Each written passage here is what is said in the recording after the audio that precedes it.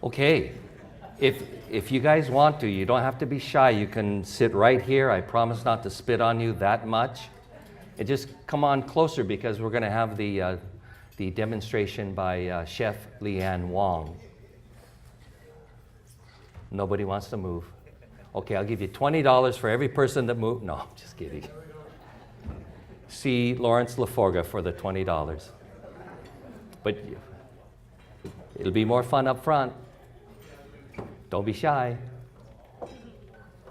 And the last I heard, the chef does not bite that hard. It smells really bad, though. Okay, shall we? All right, a little bit about Chef Leanne Wong. Chef Wong is the chef and owner of Cocoa Head Cafe in Honolulu, Hawaii. A native of Troy, New York, Wong graduated from the International Culinary Center, formerly known as the French Culinary Institute, and began her culinary training at Marcus Samuelson's Aquavie before playing an integral role in the opening of Jean-Georges von Grichten's Chinese concept Restaurant 66. Wong went on to work as the executive chef of event operations at ICC, during which time she was prominently featured on season 1 of Bravo's flagship series, Top Chef, and subsequently was hired as the series' supervising culinary producer for the next 6 seasons, helping to build the show into the powerhouse it is today. In late 2013, Wong moved from New York City to Honolulu, Hawaii, where in 2014 she debuted Cocoa Head Cafe, an island-style brunch house in the Kaimuki neighborhood. To popular acclaim, which Wong recognized the cover of Honolulu Magazine, as well as Bon Appetit, Food and Wine Magazine, Honolulu Star Advertiser, and Huffington Post, Wong released her first cookbook, Dumplings All Day Wong, in August of 2014. Chef Wong continues to expand her brand across the globe, joining the culinary team for Hawaiian Airlines in 2015 and debuting Sweet Catch Poke in New York City in the fall of 2016. Please welcome Chef Leanne Wong.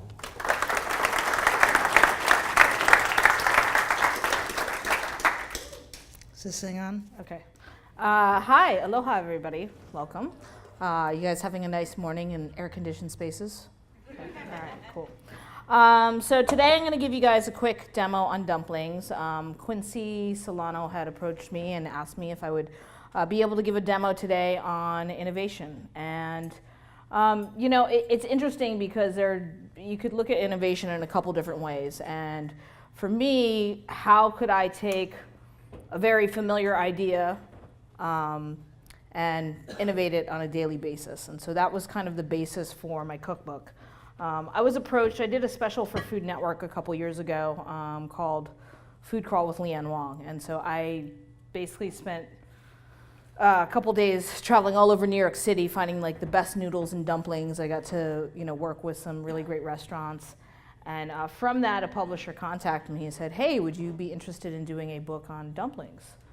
I was like, sure.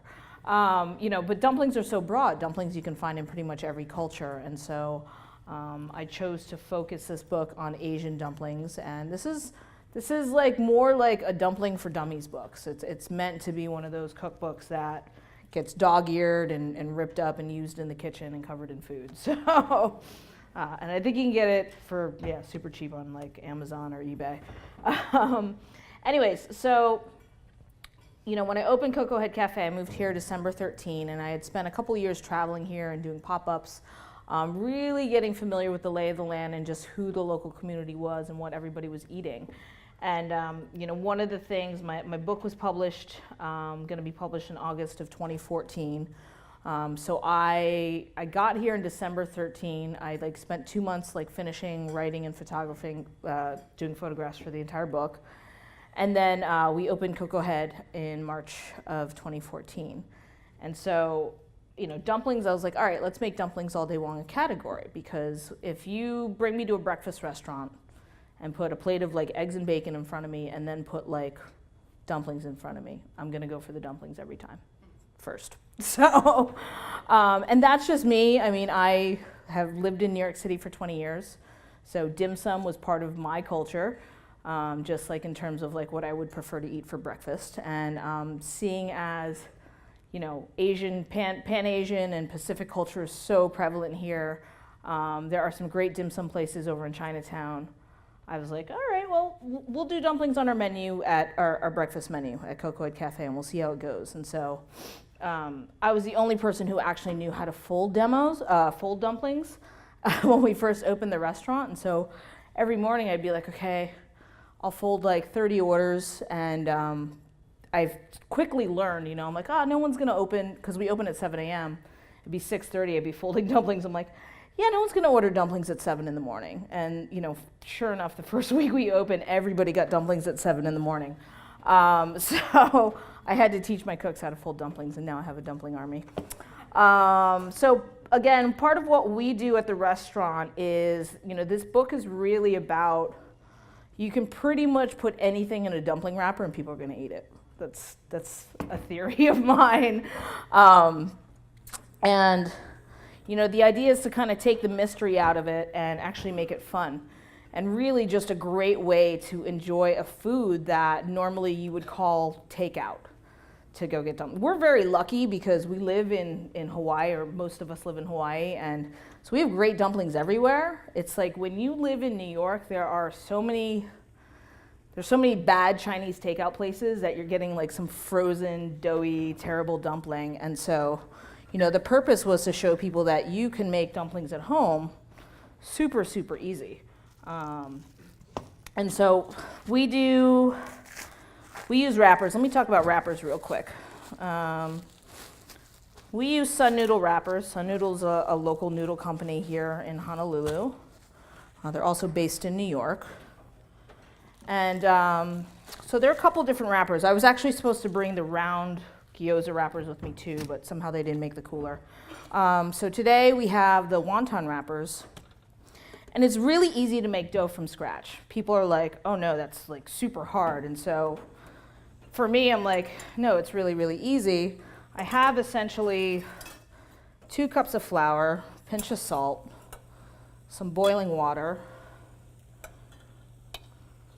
I'm gonna go about 2 cups of flour to little scant 1 cup of water, drop of sesame oil.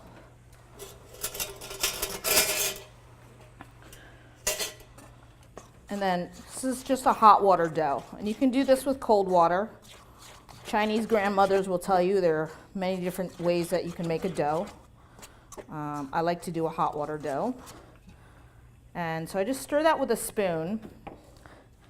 Give it a minute. The dough is definitely going to be warm, so watch your hands. Ow, it's hot. And I'm going to let the water kind of just sit there and absorb with the flour for a minute.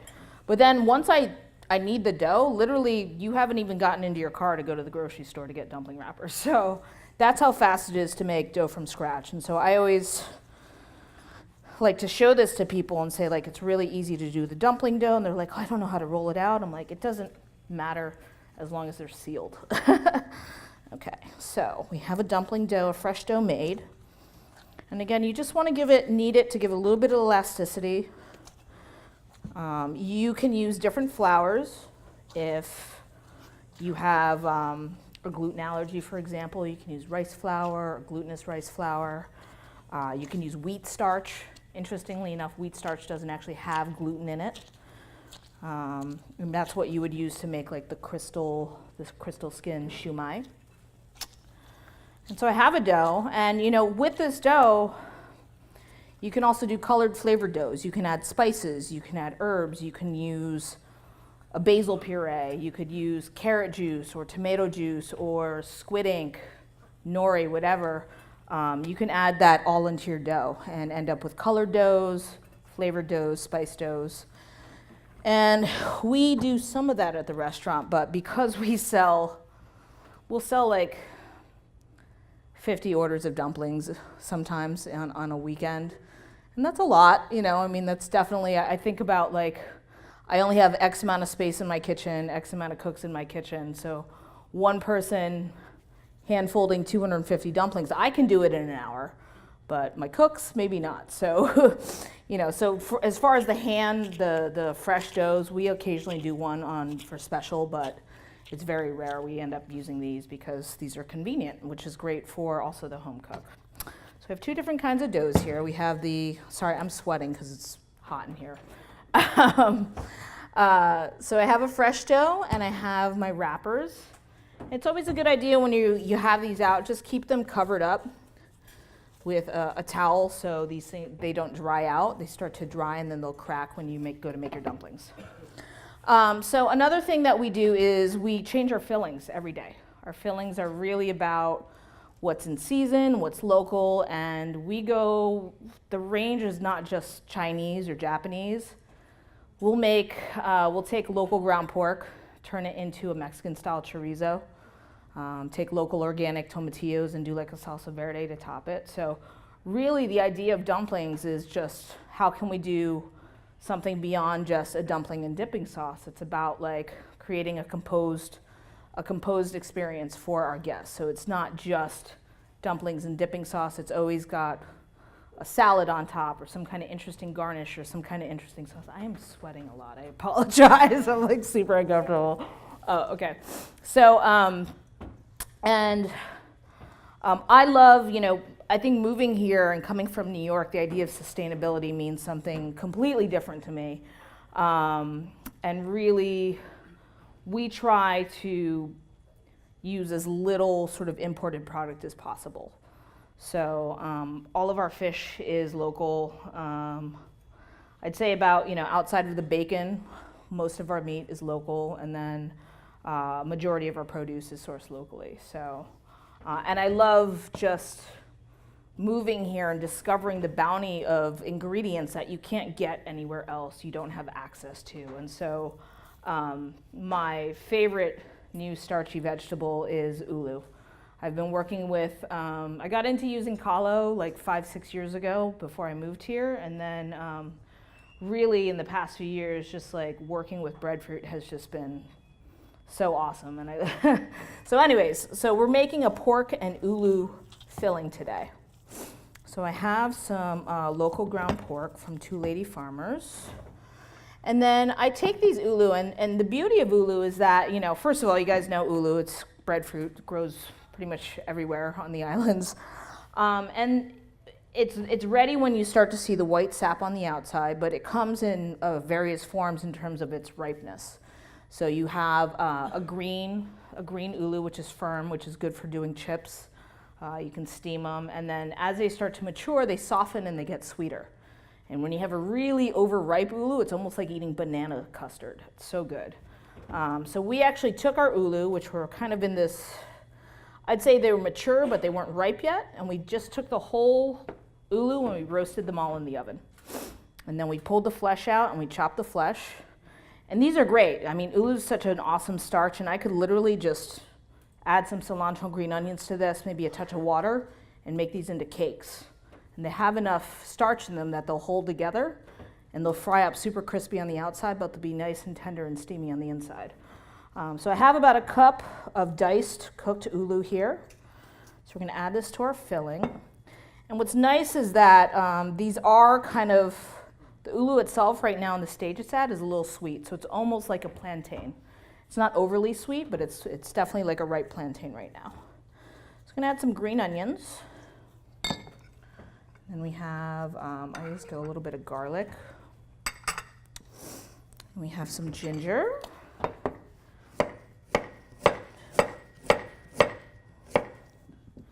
Figure I chop something.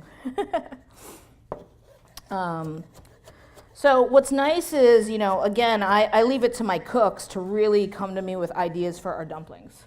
So they'll come to me with sort of like, hey, what if we go this flavor profile, and then we'll work on the ingredients and sort of the dressing for the filling. And one of the things that we always do is, I teach them, we make the filling and then we fry off a piece so they taste it.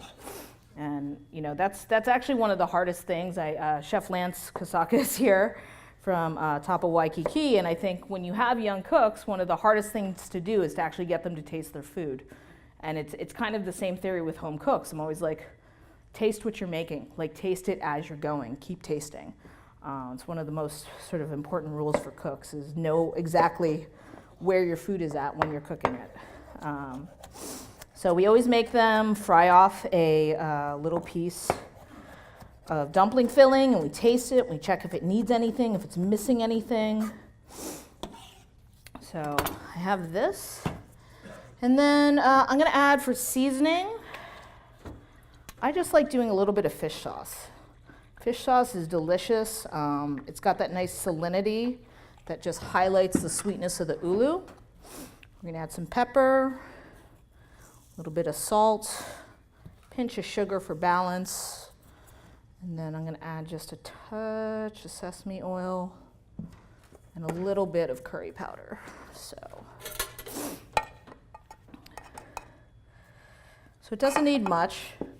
And again, with dumpling filling, you could take the leftover Costco chicken in your fridge and shred it and mix it with barbecue sauce and chopped onions and ginger, or like a chashu marinade. You know, it's really about anything that you can put in a dumpling wrapper and cook. You can totally do it. It's great. So we occasionally do things like hamburger wontons or cheeseburger wontons, where we take local ground beef, we mix it with like cheddar, pickles, onions, mustard, ketchup. It tastes just like a Big Mac on the inside. And then you fry it. It's so good because it tastes like a cheeseburger. But people love getting that in the form of dumplings. We'll do things like, you know, milk braised turkey and serve it with a cranberry sauce and like a turkey gravy. So you get that Thanksgiving dumpling. So I have my dumpling filling here. All right. And again, I'm always thinking about my garnish. So one of my favorite things that we are able to get here in Hawaii are curry leaves. I use curry leaves pretty much all the time in our cooking. And so we have, we're going to do a little bit of curry. A lot of people think curry and they automatically think blended curry, okay? So there are curries across India, Asia, all different types of curries. And really it's almost like the same as like mole in Mexico, where you make a paste, you have a base of flavor, and then you expand upon that. As far as curry powders, there are many different kinds on the market. Some are spicier than others. Some have a little bit more turmeric, or some have more ginger. It really depends on where you're getting your curry from, but find one that you like. And then for us, we're going to do a coconut curry sauce. So I just literally start with some sliced shallots. And then we're going to use some ginger.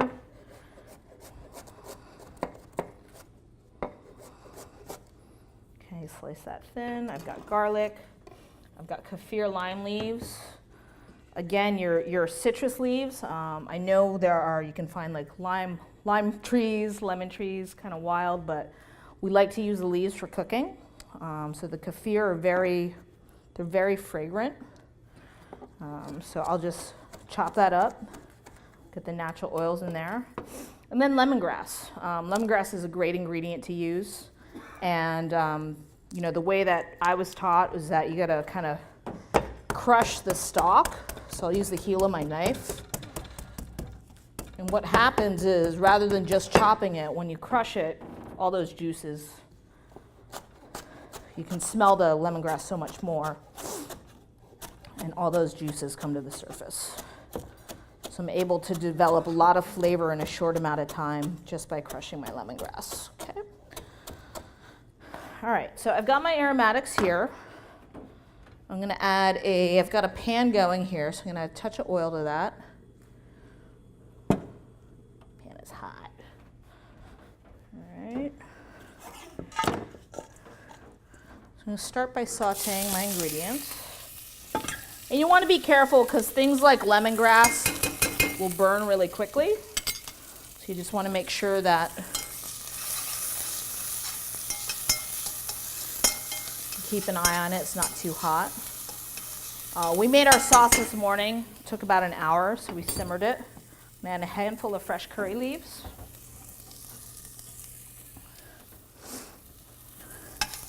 You guys can't see what's going on in this pot over here. But because the garlic is small and cut small, it's browning really quickly.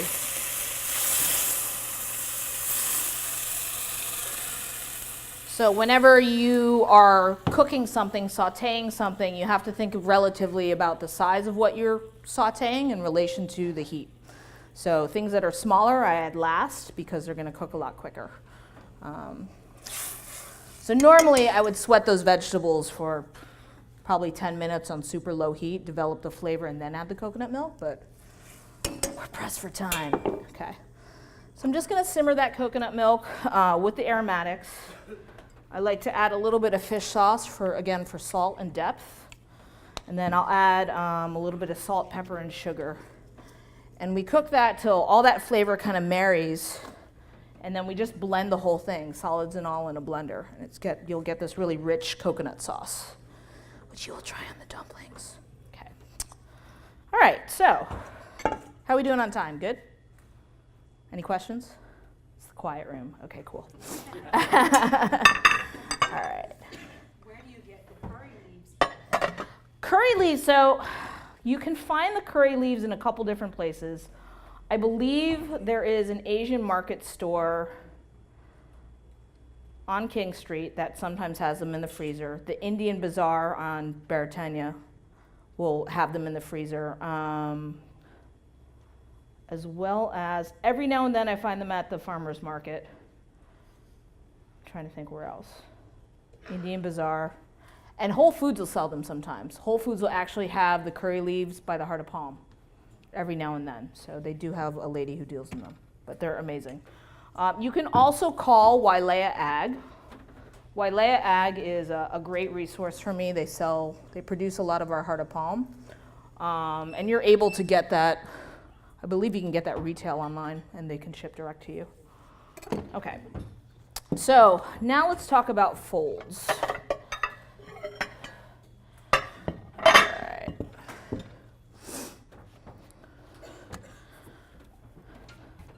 And again, I apologize. I normally would have round wrappers with me, but not today.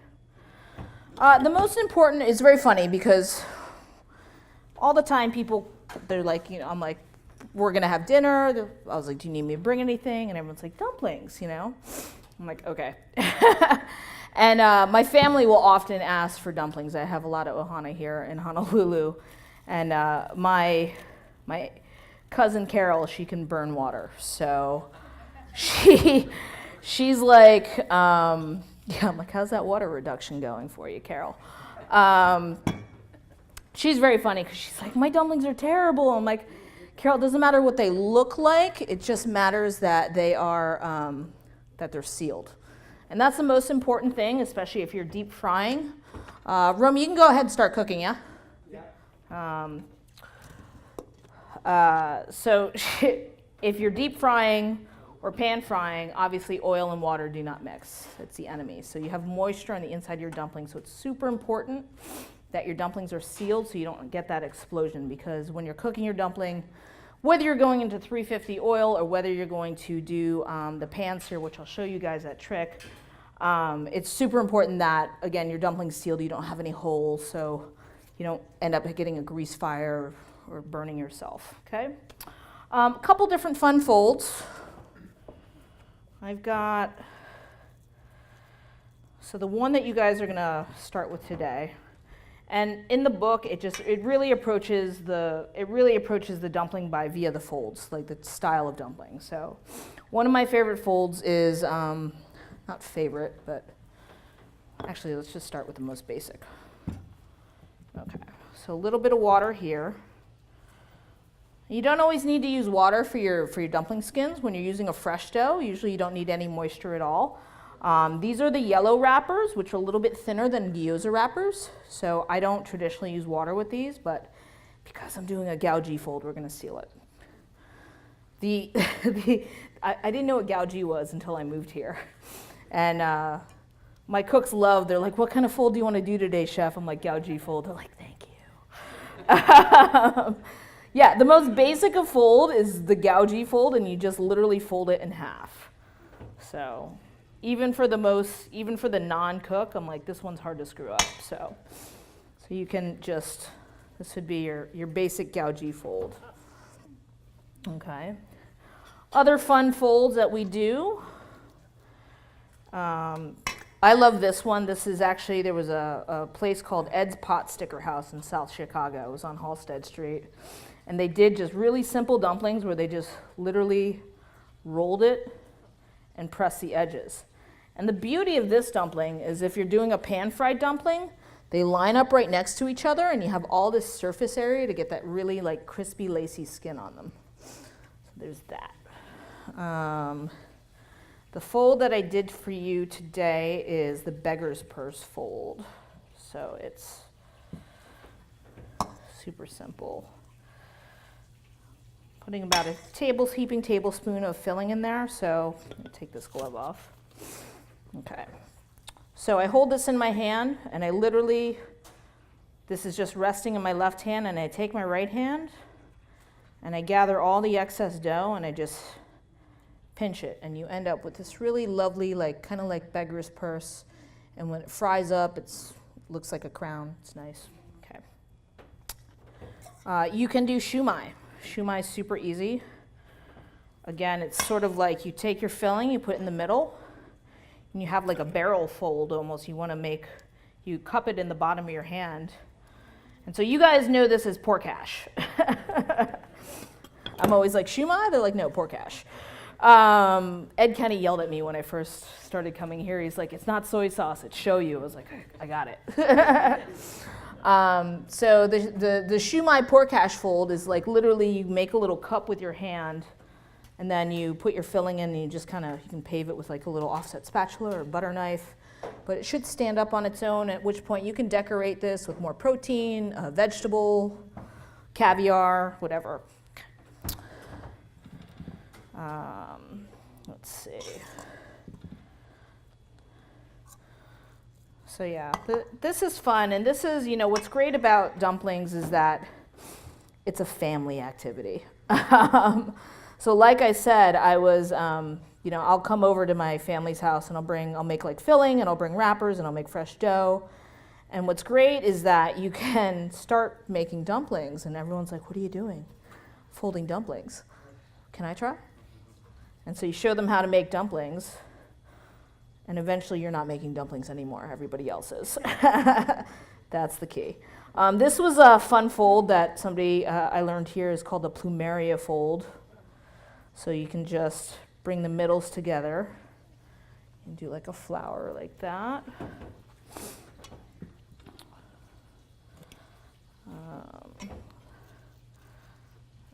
You guys get to have lots of dumplings because some people not show up. All right, and then you can always, again, it's any way that you can seal it. We do these like little parcels.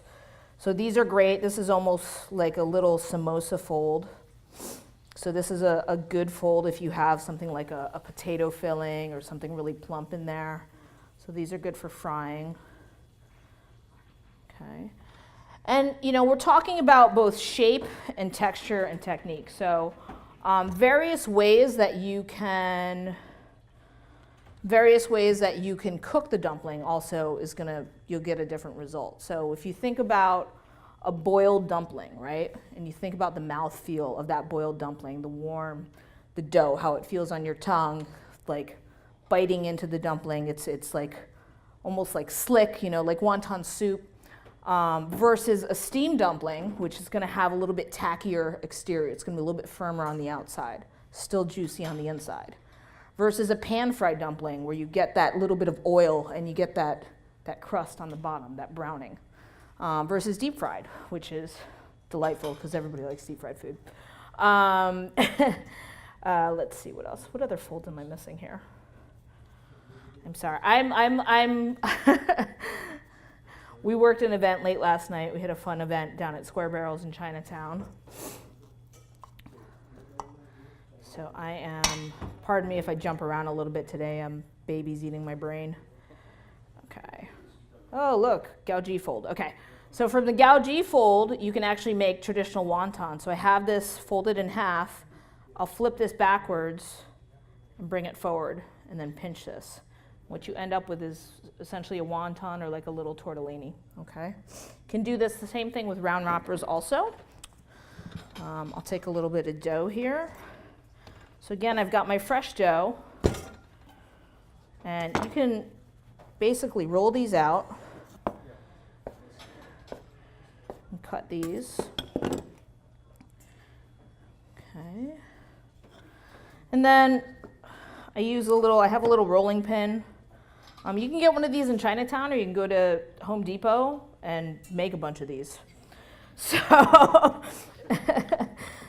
really easy. I worked with this, so when I filmed Food Crawl, there's this place called Vanessa's Dumplings. There are a couple places in New York that do like these dumplings, these handmade Chinese dumplings, and they're like 5 for $2. They're glorious because you can literally go and like just get like a to-go box of dumplings for like under $10 and just gorge yourself on fresh made dumplings. It's awesome. So there's one called Fried Dumpling on Moscow Street down in Chinatown, and there's another one, she's got several stores, called Vanessa's Dumplings. And I remember, I was like, who's Vanessa? That's not like a very Asian name, you know? And it's like, the place always had a line out the door. And finally, in shooting the show, I got to meet the woman who was Vanessa. And I was like, she's like a unicorn. Like, I was like, oh, you really do exist. Okay, cool. And she was amazing, really lovely Chinese woman.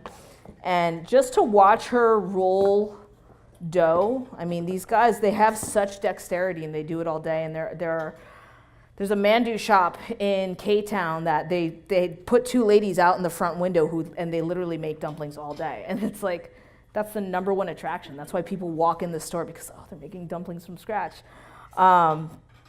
So that's a lot harder to find here in Honolulu. I'm forever looking for like a good dumpling chef. So I have this soap, you know, again, these don't have to be perfectly round. The idea is that you seal them. So because it's a fresh dough, I don't need water. And this is your traditional sort of gyoza fold where I have the back here, it's resting on my hand. And I literally take the top layer and I fold over and make 1/4 inch pleat and line up the edges. And so this would be your traditional sort of pot sticker fold. And just by pleating the top and not the back, you get that natural sort of half moon shape that folds, that appears. And I don't need any water, and the dough is super pliable like Play-Doh, so it just presses together really, really nicely.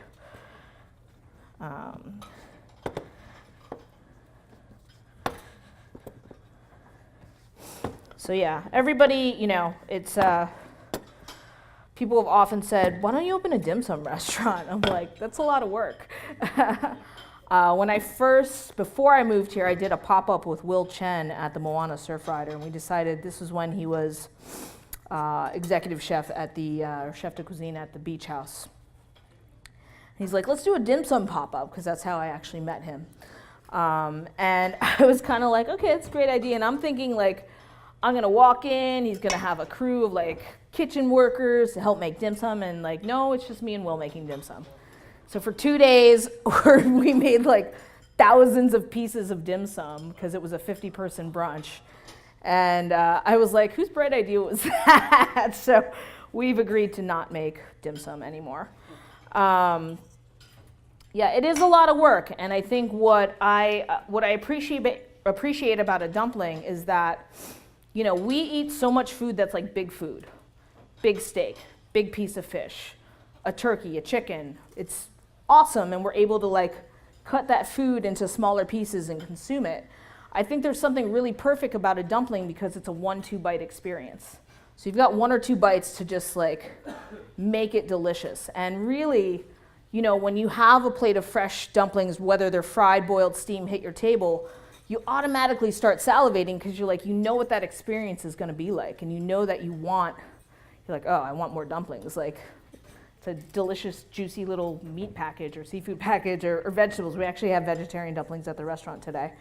You know, and so we're always trying to kind of think about the textures, the flavors that we're incorporating. I like that you're smelling that, ma'am. But if you taste the coconut sauce, you can taste all those aromatics in the coconut sauce, you know, the ginger, the garlic, the lemongrass. Xiaolong Bao is another amazing fold. And again, I'm not as dexterous as my favorite ladies at Phu Quam, but you can do all sorts of things with fresh dough. Okay. So you guys are getting a taste of the dumplings, and again, that's, you know, this is a prime example of one of the, like, our dumpling of the day. Today, right now, we're serving a tofu kimchi dumpling with bean thread noodles and sesame leaf, and then we have a gochujang cream sauce on top. So we kind of mix the boundaries in terms of ingredients. I have no problem adding cream and butter to Asian stuff, so it's this mix, and you know, the idea is teaching our cooks to taste the food, and just as long as it's delicious. I always tell them, if every ingredient that you put into something is delicious and balanced, then it should all come together. And so that's kind of a rule that they learn and they live by. So yeah, so you can do a couple different things here. Like again, I can make like a nice triangle fold there.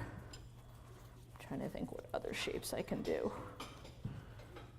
What do we have here? Oh yeah, let me do a heart cow fold.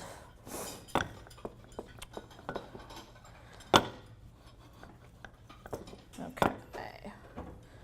So, you know, in terms of innovation, and bringing it back to the topic at hand, you know, this is something that everybody knows what dumplings are. Everybody's interested in dumplings, but I guarantee nobody else is serving pork ulu dumplings with a curry coconut reduction right now, you know? And so that's the fun of what we do, is just really taking very everyday items and being creative with them. And that's, you know, to be able to, as a business, to monetize that and say, you know, our dumplings are a little bit more expensive than what you get at a Chinese restaurant because A, we're using local organic ingredients. B, we're making everything from scratch. C, it's not just dumplings and sauce, it's a composed plate, so it's an appetizer. So those are reasons and how we're able to monetize our dumplings. And it's really great because we have a par every day. We basically know that we're going to sell X amount of dumplings, anywhere between this amount and this amount of dumplings every day. And so we're able to utilize that. And we'll go from one dumpling in the middle of service, like we'll have this one day and we have 10 orders left. And then my cooks have another batch of dumplings made of a different filling, different garnish, and we'll roll right into that. We'll do a tasting in the middle of service with our servers and say, this is the next dumpling we're doing. So sometimes people will be like, you tweeted that dumpling and you don't have it anymore. I'm like, yes, because we ran out, but we have something equally delicious. So any day you come to Cocoa Head, you can really try something new. The haricot fold is like a bonnet fold. And normally you would do it with the wheat starch skin, which is a little bit more difficult to work with. But the bonnet fold has, you're just literally doing almost like a pot sticker fold, except you can, you know, really good haricot has like 10, 15 folds in it, 10, 15 pleats in it, maybe more. All right, so a couple different things. I've got my water on, coconut milk reducing. How are your dumplings, okay? All right, perfect. So very quickly, so you guys have, you know, you're tasting delicious deep fried dumplings. I love deep fried dumplings. One of the things that I wish we could do, I would need like an entire, my kitchen's literally not big enough. I would need a cook solely to make these. I wish we could do pan fried dumplings. We simply do not have the burner space for the volume that we do. But I'll show you the trick to getting really beautiful lacy dumplings. Let me turn this down a little bit. Okay, my dough. I'm gonna knock out like 3-4 more of these real quick. Any questions? You guys are super quiet. No? Chef Wong, Yes. ingredients that I grew up putting in the filling would be cornstarch. My mom said it makes it smooth, and an egg to bind it. You can. You can. It depends on what your filling is. So we have protein. I have pork in here, and I have ulu in there. Ulu's already starch. Pork is protein. If you were doing something like, and again, when you think about like, especially a vegetarian filling, like something like chopped shiitakes, chopped cabbage, sometimes you want a little bit of egg white, just to help bind everything when it cooks. Same thing with cornstarch. If you have a filling that tends to be a little bit wet, then you might want to add a little bit of cornstarch, because as it cooks, it'll expand and absorb and help bind your filling. So you end up with that little meatball, and you don't end up with a wet dumpling that falls apart. So it's really, I think it's one of those things that is intuitive. I don't say every filling has to have egg and cornstarch. But like egg white and cornstarch will sometimes, as a use in Chinese cooking, provides that silky texture on your tongue. So it has a time and place, just depends on what filling you have.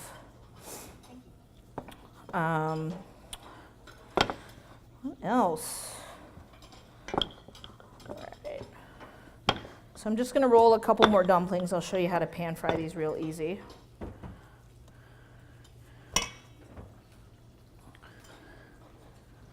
Right. So again, this is a super fun activity if you have kids. Teach them that it's easy to make real Chinese food at home. Okay. Is everybody from here? Do we have people from out of state? Okay. Well, Iko Mamai, welcome. All right. So I've got my dumplings here. So I'm going to go ahead, add a little bit of oil to the pan.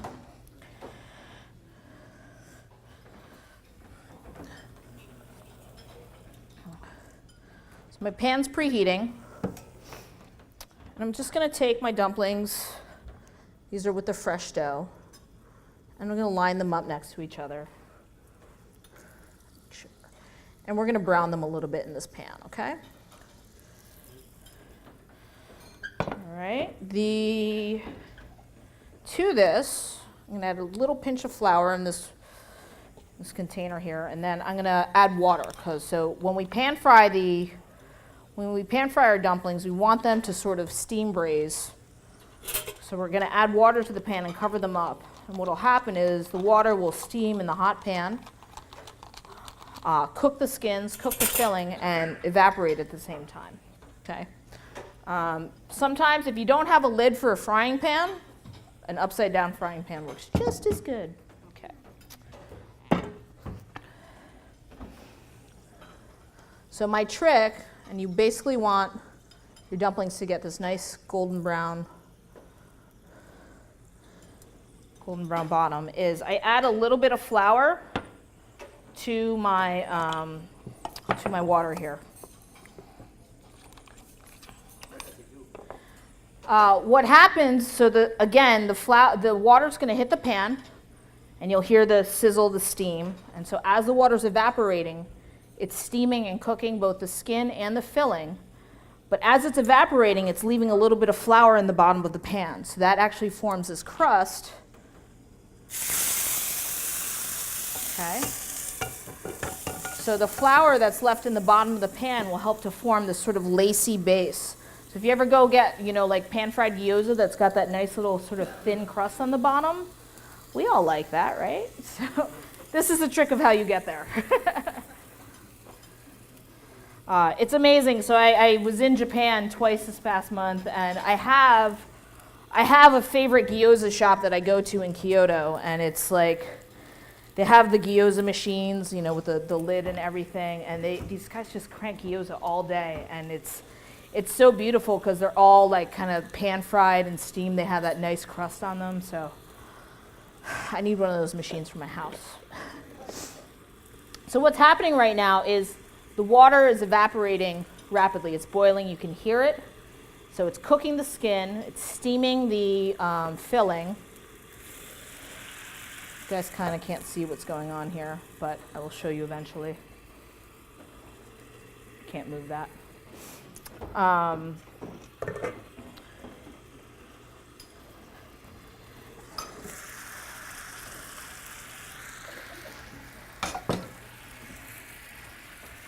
if I can move this.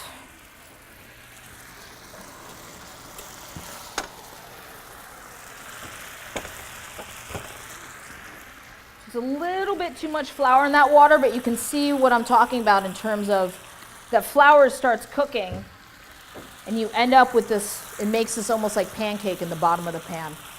And that's really what you're looking for. I'm going to drop a couple boiled dumplings in.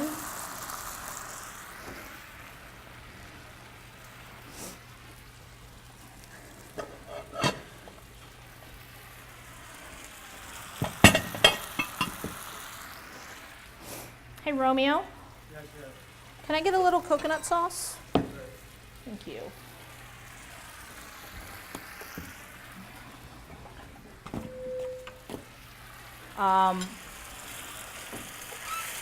For those of you who cook at home, one of the fun things is plating. We have such a, just put it in that bowl, thank you. We have such a fascination with Instagram and social media, and I think it's like 80% of Instagram is like food. Literally like a ha-ha moment, look what I'm eating and you're not, right? So I always tell my cooks, they're like, the new special chef, how do you want it plated? I was like, every time you guys plate something here, especially our specials, not our regular menu items, it's an opportunity for you to develop your own plating style. So I'll show them maybe half a dozen different ways to plate a dish. And I'm like, this is your opportunity to figure out what looks good to you and like discovering balance on a plate.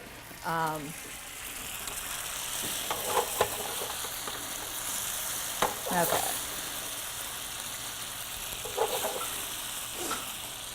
Crust, maybe not so much this one. And that's really it, I always tell them, this is your canvas. So I tell them to think about positive space and negative space. Every now and then we get, you look on Instagram, you look at like sort of modern food and how it's being plated now, and I find humor in it. I think all food is beautiful. I always get a kick when we're like somewhere and somebody's plated something on the rim and there's nothing in the middle. I'm like, all right. I'm guilty of it too, honestly.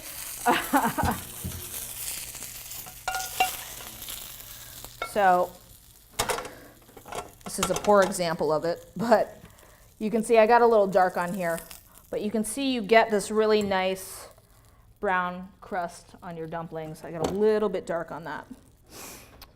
And depending on the flour you can use rice flour. You'll get a different sort of lacy feel. Okay, you stay there. All right, so I have some boiled dumplings. So for example, because these are moist dumplings, I would like put these in a bowl, for example. Shh. Romy, can I have more sauce? Gotcha. Thank you. This is Romeo. Romeo's been with me for a super long time. He likes to surf. If you guys go out to Magic Island on like Monday, Tuesdays, you usually find Romeo in the water. So, I like to have, sorry, let me do this on camera. I always tell my cooks to have fun with color and texture. We normally cut our green onions better. I had fried curry leaves somewhere. Can I have some fried curry leaves, Romy? Oh, no, there they are. I got them. So for us, I try not to make the food too fussy sometimes. Other times I like to get carried away and really put put my guy who's in the past. I like to challenge him. Our expo guy also, he plates all the dumplings, he does salads. So I always say, you know, count how many things you're doing in addition to handling 80% of what's going out of the kitchen. And we have days where they're like, chef, I had salad and tomatoes and eggs and steaks, and where they're plating like 6 of the dishes on their own. I'm like, well, you learn how to handle it and get quicker.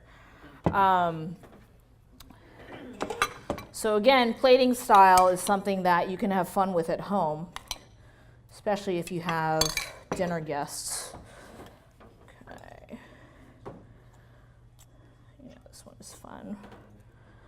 So I can go 3 or 4 pieces, at which point maybe I just want a little bit of that here.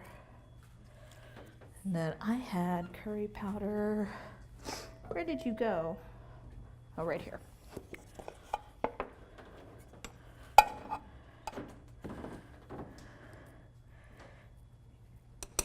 You know, so again, you can come up with a couple different presentations.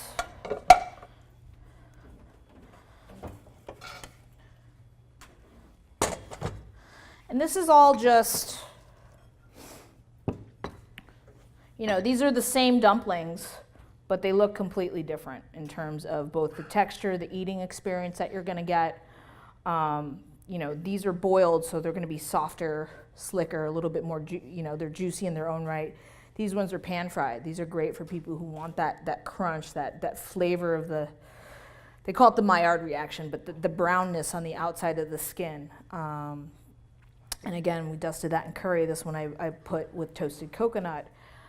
So again, you can boil, pan fry, deep fry, steam, and that's really, the versatility of dumplings has made it probably one of the more, when I think about innovation, it's one of those items on our menu that changes daily.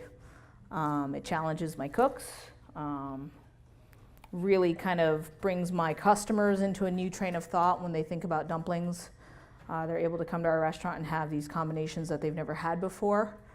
And that's the fun, is really saying, like, you can take the craziest idea and put it in a dumpling wrapper and make it a 1-2 bite sensation. And that's the joy of dumplings.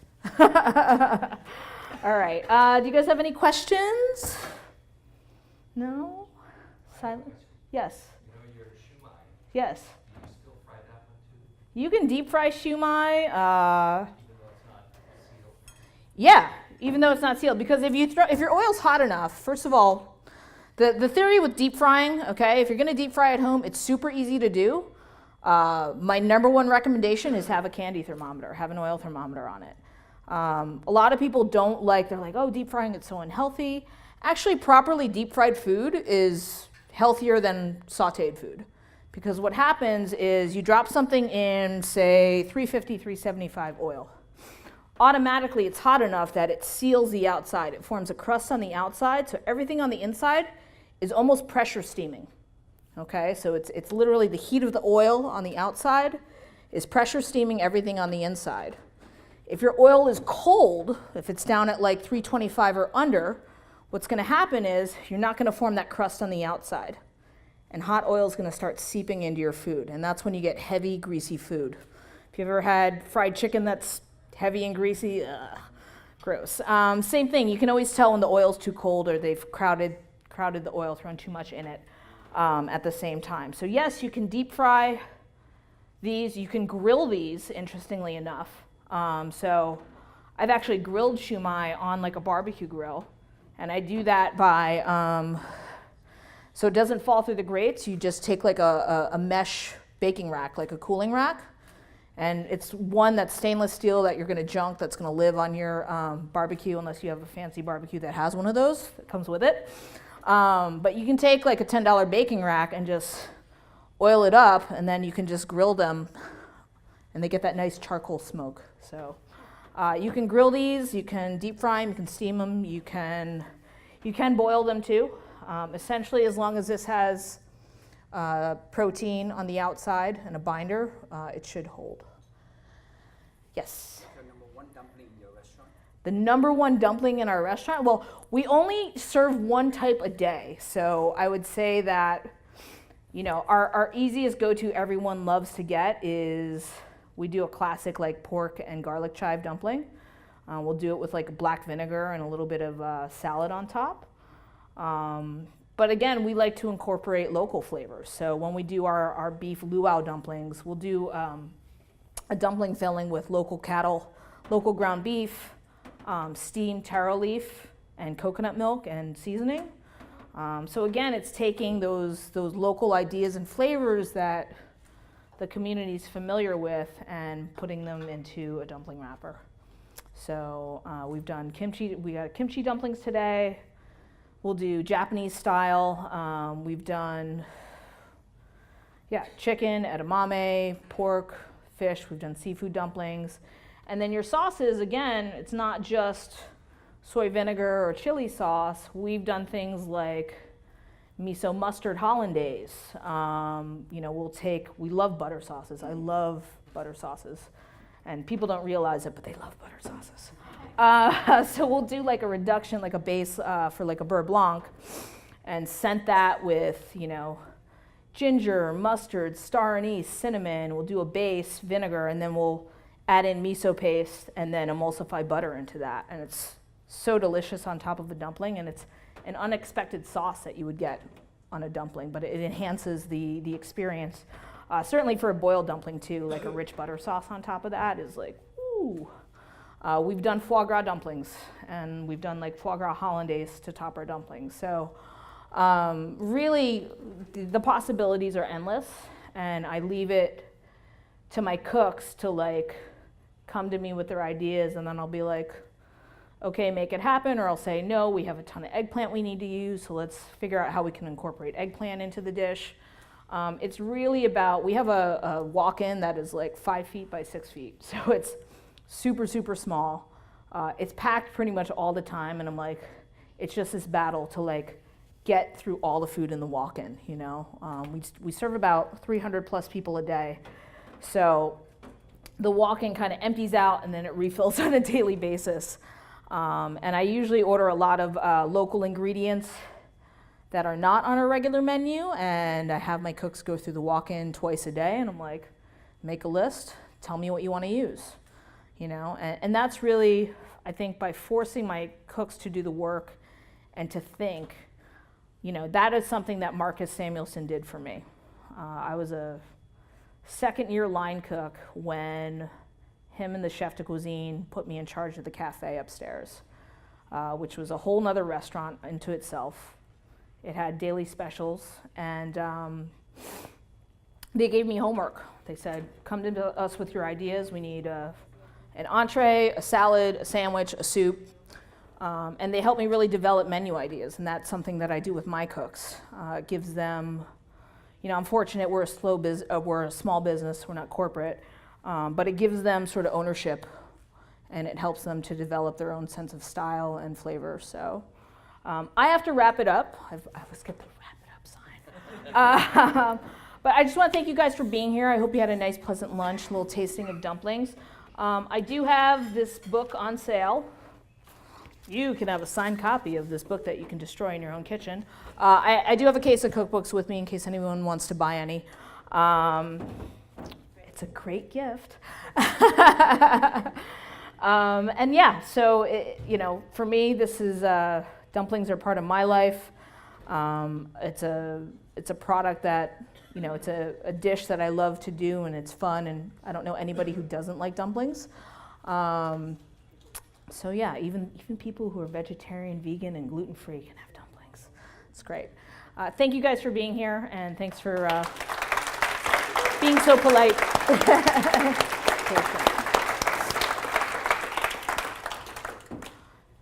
Anything else? You good? All right. Okay. Was that fabulous? I tell you something, I almost passed out. The first bite, I almost passed out. I got dizzy and almost fell in front of the cooking location. So that was delicious. Yeah. By the way, she has only 18 books, and I think I'm a little loud or something.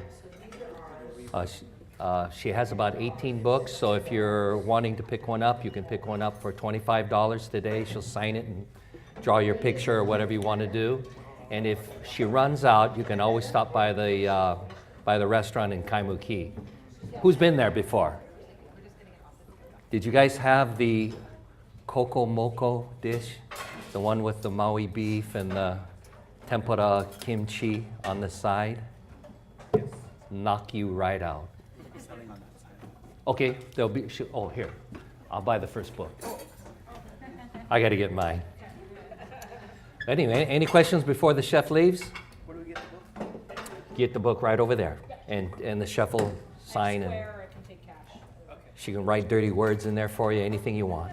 Okay, so our next guest speaker is fabulous. You'll learn a lot about everything. So we have a 10-minute break.